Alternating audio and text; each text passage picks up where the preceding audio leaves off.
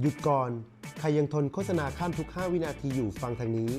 ใครอยากดูคลิปยาวๆแบบไม่มีโฆษณามาขัดอารมณ์ดูลื่นดูเพลินดูยาวแบบไม่ต้องกดข้ามแอดมินขอแนะนำโปรแรง YouTube Premium ราคาเริ่มต้นแค่49 บาทหรือแบบรายเดือนจ่ายเพียง109 บาทเท่านั้นต่ออายุได้ด้วยเมลเดิมรับประกันตลอดอายุการใช้งานและมีแอดมินดูแลให้ตลอด24 ชั่วโมงพิเศษสุดถ้าบอกว่ามาจากช่องนี้แถมฟรี VIU ทุกโปรโมชั่นใครสนใจทักไปที่ @doggypm และอย่าลืมแจ้งว่ามาจากช่องนี้นะครับเพื่อที่เพื่อนๆจะได้รับบริการที่ดีที่สุดเลย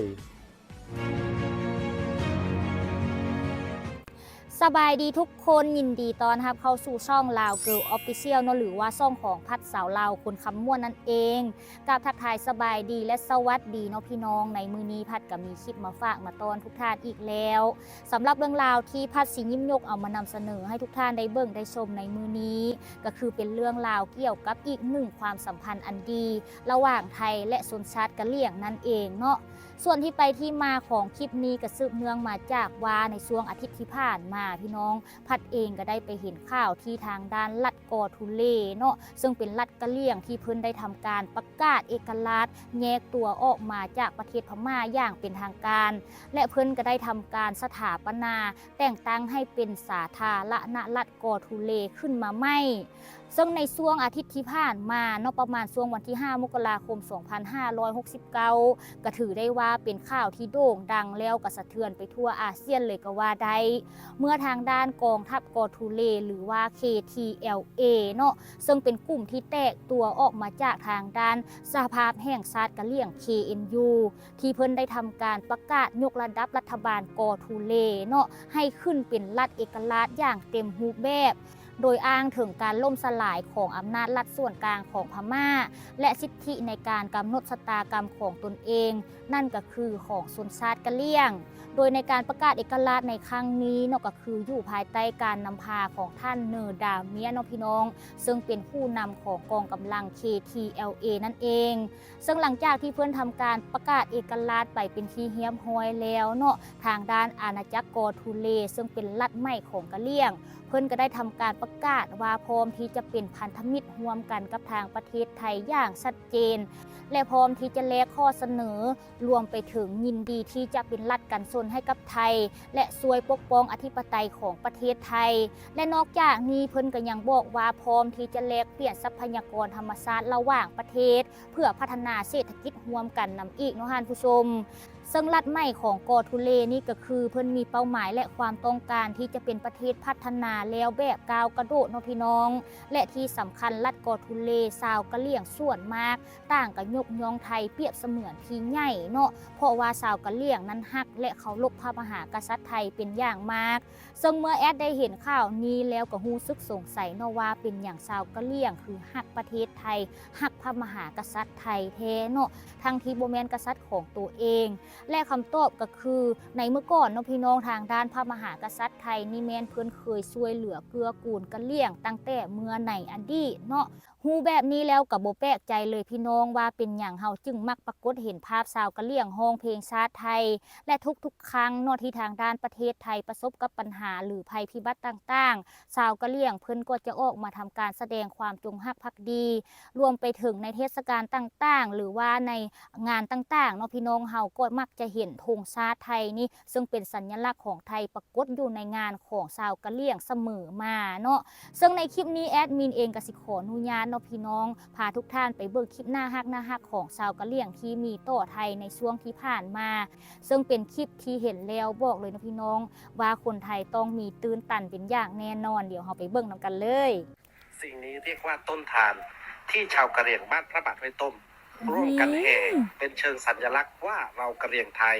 รักสถาบันทั้ง3มากขนาดไหนพระคุณของประเทศไทยนั้นสำหรับชาวกะเหรี่ยงแล้วลึกซึ้งยิ่งใหญ่ไม่สามารถกล่าวออกมาเป็นคำพูดได้หมดชาวกะเหรี่ยงจึงรวมตัวกันแสดงออกทางจิตวิญญาณเป็นการแสดงออกเพื่อเป็นการจงรักภักดีต่อประเทศไทยอันทรงมีพระมหากษัตริย์ที่มีความเมตตามอบโอกาสมอบความรักสำหรับชาวกะเหรี่ยงแล้วทั้งในประเทศไทยต่างเทิดทูนพ่อหลวงร.9 และพ่อหลวงรัชกาลที่ อันล้นสุดหัวใจกะเหรี่ยงทุกคนน้อมสำนึกในพระมหากรุณาธิคุณ และบุญคุณของประเทศไทย ประเทศที่ดีที่สุดในโลกนี่เป็นพิธีผูกข้อมือนะครับของชาวกะเหรี่ยงพี่น้องชาวกะเหรี่ยงของเรานะครับ จะเทิดทูนสถาบันไว้เหนือหัวสิ่งอื่นใดธงชาติไทยและพระบรมฉายาลักษณ์เดินนำหน้าตามด้วยธงชาติของกะเหรี่ยงนะครับ เพิ่นถือธงชาติไทยนำหน้าได้พี่น้อง รักเมืองไทยมากผมได้สัมผัสและประเพณีพื้นเมืองของเผ่ากะเหรี่ยงบางเผ่าผมรู้สึกรักและเอ็นดูพี่น้องทุกคนมากนิสัยน่ารักมากจริงๆครับผมยอมรับและเชิดชูเกียรติครับขอบคุณครับที่รักเมืองไทย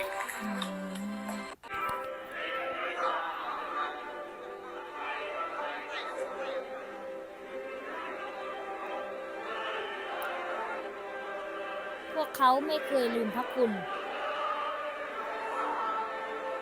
ในหลวงร.9 ราชินีพันปีหลวง และในหลวงร.10 ท่านทรงเมตตาให้ทหารตำรวจหมอปกป้องช่วยเหลือชาวกะเหรี่ยง จากสงครามพม่า และทำไปก่อนละ ถ้าไม่มีพ่อหลวงร.9 ประเทศไทยพี่น้องคนไทย คงไม่มีหัวหน้าเล็กวันนี้ครับผมแม้แต่ชีวิตผมก็ให้ได้ครับ โอ้แม้แต่ชีวิตก็ให้ได้พี่น้อง ขอขอบคุณมากครับพี่น้องครับผมนะชัดเจนนะครับว่าผมรักประเทศไทยและพี่น้องคนไทยแค่ไหนนะชัดเจนนะครับ ถึงแม้ว่าผมจะเป็นกะเหรี่ยงทหารกะเหรี่ยงก็จริง แต่ผมก็มีจิตสำนึกครั้งหนึ่งประเทศไทยคนไทยได้ให้ผมอาศัยอยู่ในประเทศไทยนะผมไม่ลืมบุญคุณแน่นอนครับผมพร้อมที่จะอยู่เคียงบ่ายเคียงไหลกับพี่น้องคนไทยครับไม่ต้องห่วงเนาะโอเคไหมครับโอเคจากนี้ก็คงรู้เรื่องแล้วนะครับผมพร้อมครับผมสำหรับพี่น้องคนไทยขอบคุณมากๆครับพี่ๆน้องๆที่ส่งของกินของใช้มาให้นะครับพี่น้องคนไทยนะครับขอบคุณจากใจจริงๆครับผมเนาะขอบคุณมากครับผมอสุรศัยค่ะดร.ธมิตาวนาพิทักษ์กุลนะคะสาวกะเหรี่ยงบ้านๆคนหนึ่งที่ได้รับจากสถาบันคือสัญชาติไทย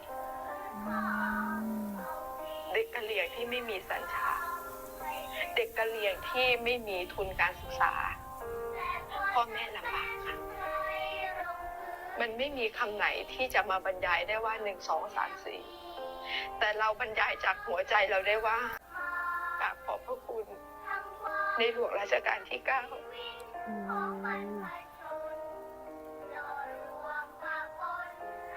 และลูกๆของพระองค์ที่ยังสานต่อในการดูแลให้กับคนที่ไร้สัญชาติในอำเภอสังขะอีกมากมายและทุกวันนี้ท่านนายอำเภอ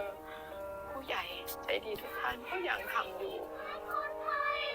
กะเหรี่ยงก็ดีมอญก็ดีก็ยังคงได้รับโอกาสดีๆเหมือนที่ดร.คนนี้ได้รับเช่นกันเป็นจังใดกันแน่พี่น้องหลังจากที่ได้เบิ่งคลิปความน่าฮักของชาวกะเหรี่ยงที่เพิ่นได้แสดงออกถึงความฮักและจงฮักภักดีต่อประเทศไทยและพระมหากษัตริย์ไทยซึ่งต้องบอกเลยเนาะหลังจากที่แอดมินได้เบิ่งคลิปจบไปแล้วก็รู้สึกซาบซึ้งใจแทนคนไทยเนาะที่แบบว่าชาวกะเหรี่ยงนี่บ่เคยลืมบุญคุณประเทศไทยเลยแม้แต่น้อยเดียวพี่น้องบ่ว่าสิเป็นภาคส่วนใดก็ตามเนาะก็คือเพิ่นได้แสดงออกถึงความฮักและกับความบ่ลืมบุญคุณประเทศไทยเนาะถึงแม้ประเทศไทยสิเจออีหยังกับเจ้าก็พร้อมที่จะสนับสนุนและก็พร้อมที่จะเป็นรัฐกันชนให้กับทางประเทศไทยซึ่งเมื่อได้ฮู้แบบนี้แล้วก็บ่แปลกใจเลยเนาะพี่น้องว่าในข่าวเนาะเป็นอย่างเพิ่นจึงประกาศว่าพร้อมจะเป็นพันธมิตรร่วมกันกับทางประเทศไทยนั่นก็เพราะว่ากับเจ้าฮักประเทศไทยหลายอีหลีเนาะสำหรับชนชาติกะเหรี่ยงจังใดแอดมินก็ขอแสดงความดีใจกับประเทศไทยนำเนาะที่มีเพื่อนบ้านที่น่าฮักแบบนี้เนาะเอาในคลิปนี้ก็สิมีประมาณนี้แหละพี่น้อง ที่พัดได้หยิบยกออกมาฝากมาตอนทุกท่านเนาะถ้าเกิดว่าในคลิปมีข้อมูลเนื้อหามีคำเว้าคำจาหรือว่ามีคำใดที่พัดได้เว้าผิดพลาดไปก็ต้องกราบขอโทษขออภัยทุกท่านไว้ณที่นี้นำเนาะในมื้อหน้าพัดเซตคลิปอย่างให้เบิ่งก็อย่าลืมพัดตามด้วยการกดไลค์กดแชร์กด Subscribe เพื่อเป็นกำลังใจให้พัดเฮ็ดคลิปต่อๆไปนำในมื้อนี้ก่อนจากกันไปก็คือเก้าเนาะมีแต่พัดสิขอไว้ใช้ให้พรพ่อแม่พี่น้องทุกคนทุกท่านที่เข้ามาเบิ่งคลิปนี้แต่ต้นจนจบคลิปจงมีสุขภาพแข็งแรงปราศจากโรคภัยไข้เจ็บนานาประการเฮงๆรวยๆตลอดปีและตลอดไปเด้อเอาในมื้อนี้ขอตัวลาไปก่อนขอกล่าวคำว่าสบายดีและสวัสดีค่ะ